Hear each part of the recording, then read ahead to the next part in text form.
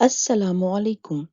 मैं हूँ रेहाना नुज़रत अपने उर्दू के चैनल से, जहाँ हम एक ऐसी बस्ती बसाने के ख्वाहिशमंद हैं जिसके बाशिंदे अपनी उर्दू को इस तरह फरोग दें कि वहाँ से प्यार की खुशबू आने लगे जो मशामे जहाँ को मुअत्तर कर दे। तो इस चैनल को ज़रूर सब्सक्राइब कीजिएगा और लाइक कीजिएगा। हम बढ़ते हैं अपने काम की जानिब। पहली वीडियो आप तक पहुंच चुकी जिसमें इस बात पर बात की गई थी कि पैराग्राफ दरअसल होता क्या है।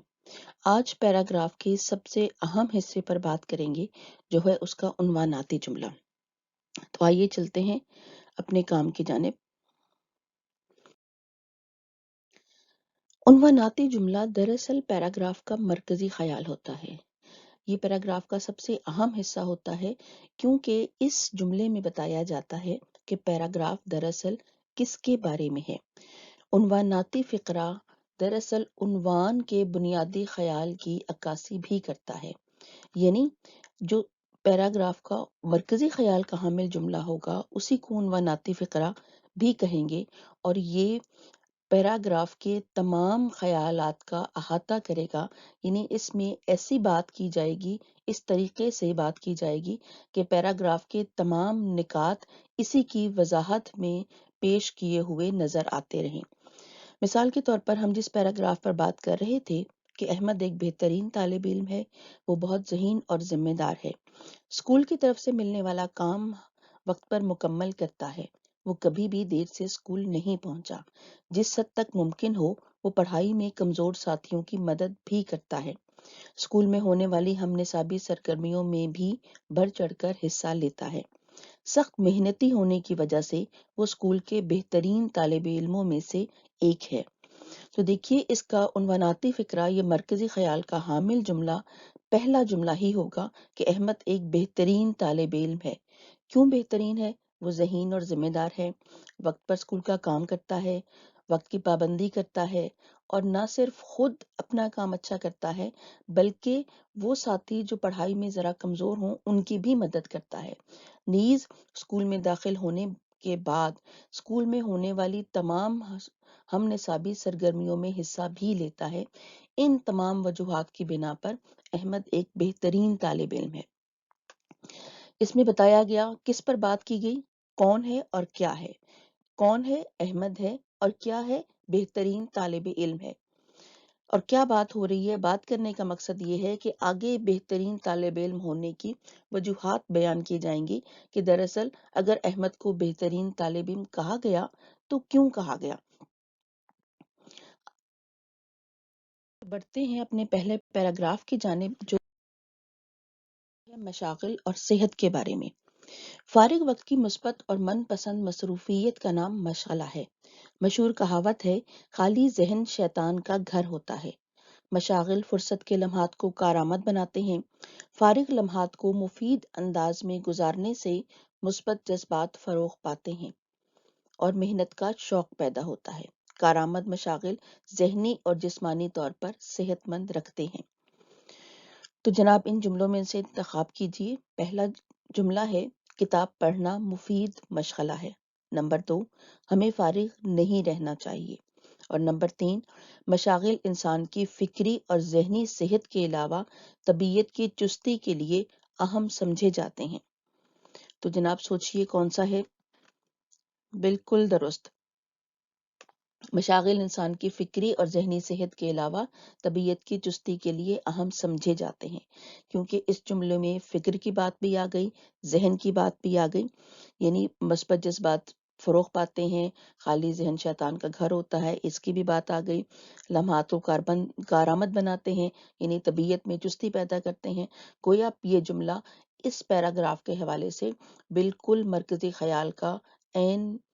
ख्याल का मुताबिक जुमला है जो मरकजी ख्याल का अहाता करता है।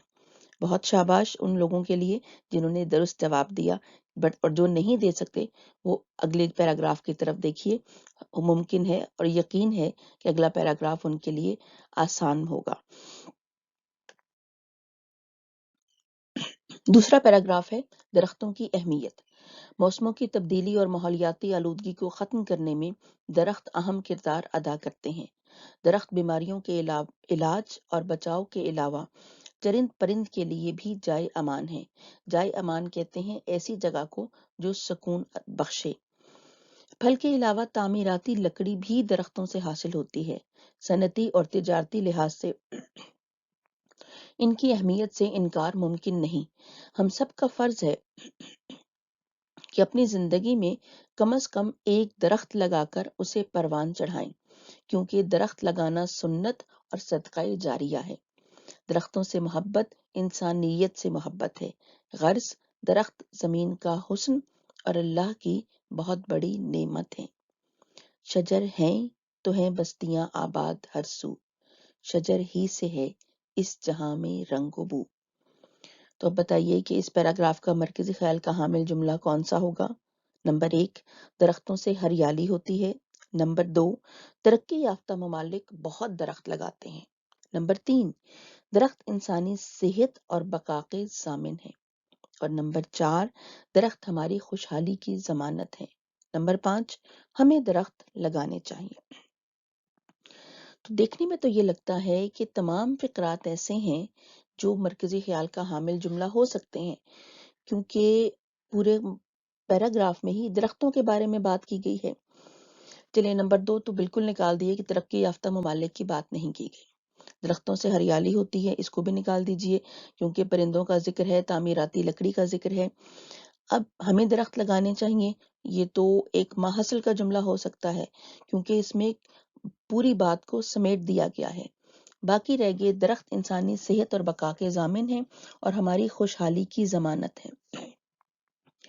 ہم نے یہ پڑھا تھا کہ مرکزی خیال کا حامل جملہ ہی وہ جملہ ہوتا ہے جس کو دوبارہ پرزور انداز میں محصل میں بیان کیا جاتا ہے۔ محصل میں بیان کیا جا رہا ہے زمین کا حسن اور اللہ کی بہت بڑی نعمت ہے، یعنی خوشحالی کی بات نہیں ہے، نعمت کی بات آ رہی ہے۔ اس لیے جناب نمبر 3 جملہ درخت انسانی صحت اور بقا کے ضامن ہے، بالکل ٹھیک، یہی وہ جملہ ہوگا جو مرکزی خیال کا حامل جملہ کہلا سکتا ہے۔ بہت اعلیٰ۔ چلیے ایک اور مشق کر لیتے ہیں۔ یہ ہے پانی اور ہم۔ اللہ کریم نے انسانوں کے لیے پانی کا انتظام مختلف طریقوں سے کر رکھا ہے۔ ہر دور بالخصوص موجودہ ترقی یافتہ دور میں اس کی ضرورت و اہمیت سے انکار نہیں۔ آج پوری دنیا بڑھتی ہوئی حرارت اور پانی کی کمی کی وجہ سے پریشان ہے۔ پانی کو بچت سے استعمال کرنا نہ صرف سنت ہے بلکہ اس کے استعمال پر روز قیامت سوال بھی کیا جائے گا۔ ہمیں آئندہ آنے والی نسلوں کے لیے پانی کے بے دریغ استعمال کو روکنا ہوگا۔ نعمتوں کی عزت نہ کرنا ان کے زوال کا سبب بنتا ہے۔ اس لیے ہمیں پانی کی اہمیت کو سمجھتے ہوئے اس کی بوند بوند کی حفاظت کرنی چاہیے۔ نمبر 1 جملہ، کائنات کے وجود کے لیے پانی اللہ کی عظیم ترین نعمتوں میں سے ایک ہے جس کی حفاظت ہم سبھی کی ذمہ داری ہے۔ دوسرا جملہ، دنیا کے کئی ممالک پانی کے بچاؤ اور حفاظت کے لیے نئی نئی تکنیک استعمال کر رہے ہیں اور پانی پر اتنا اپنا قبضہ جما رہے ہیں۔ نمبر 3، زندگی پنپنے کے لیے جتنا ضروری پانی ہے اتنی کوئی اور شے نہیں۔ تو جناب سوچئے، نمبر 2 جملہ جو ہے اس میں شاید ایک نئی بات ہے۔ دیکھیے پانی کے بچاؤ کی بات تو ہم نے کی، لیکن نئی نئی تکنیکیں استعمال کی جا رہی ہیں، اس کی بات پیراگراف میں نہیں ہے، اس لیے یہ مرکزی خیال کا حامل جملہ نہیں ہو سکتا۔ اب رہ گیا تیسرا اور پہلا جملہ، زندگی پنپنے کے لیے جتنا ضروری پانی ہے اتنی کوئی اور شے نہیں، جبکہ آخری جملہ دیکھیے اس میں کیا بات کی گئی ہے کہ ہمیں پانی کی حفاظت کرنی چاہیے۔ تو جناب بالکل درست، پہلا جملہ ہی مرکزی خیال کا حامل جملہ ہوگا جس میں بتایا گیا کہ کائنات کے وجود کے لیے پانی اللہ کی عظیم ترین نعمتوں میں سے ایک ہے جس کی حفاظت ہم سبھی کی ذمہ داری ہے۔ بہت اعلیٰ، بہت اچھے۔ اگلا پیراگراف ہے کہانیوں کی اہمیت کے بارے میں۔ کہانیوں میں ہر چھوٹا بڑا دلچسپی لیتا ہے۔ کہانیاں نہ صرف زبان بلکہ تخیلات کو وسعت دینے میں مددگار ہوتی ہیں۔ کہانیوں کے ذریعے ہم اپنی تہذیب کو محفوظ بھی کرتے ہیں۔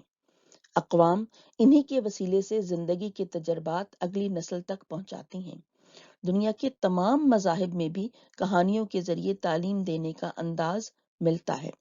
مسلمانوں نے جہاں زندگی کے دوسرے شعبوں میں اہم تخلیقات کی ہیں، وہاں حکایات اور کہانیوں کا بیش بہا ادب تخلیق کیا، جو مسلمانوں کے علاوہ دوسری اقوام میں بھی بہت مقبول ہے۔